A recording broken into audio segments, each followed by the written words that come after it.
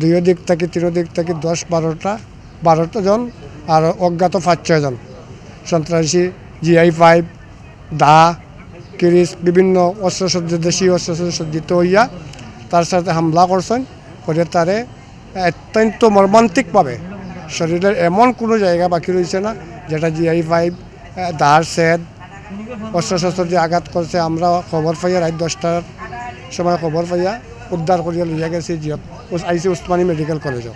আজকে 10:30টার সময় মারা গেছে। যে কাজটা করছে এটা ন্যাক্কারজনক ঘটনা। আমরা আর আপনার মাঝে মতবিরোধ থাকতে পারে, মানুষ মারিলে মহিলা তো কিছু নয়। এই যে ঘটনাটা ঘটছে এটার আমরা তীব্র নিন্দা জানাইয়ার।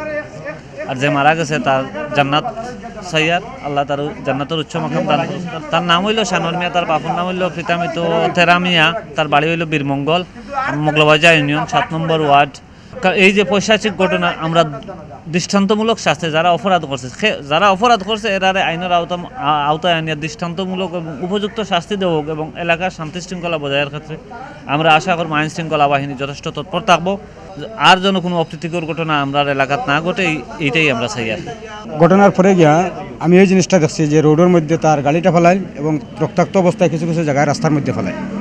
আর অনেক লোকজন গেছে যেগুলা দেখছে। এরপরে প্রশাসনের যে ওসি দারোগা সাহেব উনিও গেছে, গিয়া দেখছে এগুলোকে তদন্ত করে আইছে। কম তারা কয়েকদিন পরপর জগলাজাটি দ্বিধাদ্বন্দ্ব বিচার আদালত মামলা চলে নানান যন্ত্রণা তারা চললে, কিন্তু এরকম আজ প্রায় বছর খানিক কই যায় এগুলা কোনো কিছু দরবার দেন কোনো কিছু নাই, সব নীরব আছে।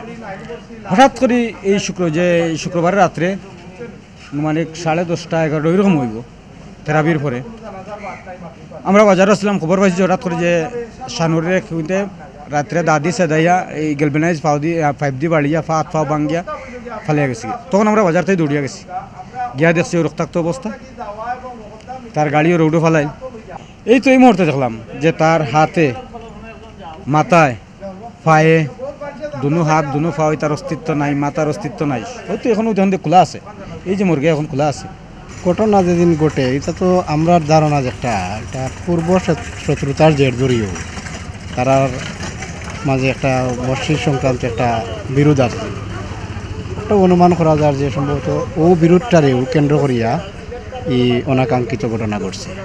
এ ব্যাপারে আমার খোলা বক্তব্য যেটা উইয়ার অবেদালো, আমরা আইনের প্রতি শ্রদ্ধাশীল এবং আনুগত্যশীল।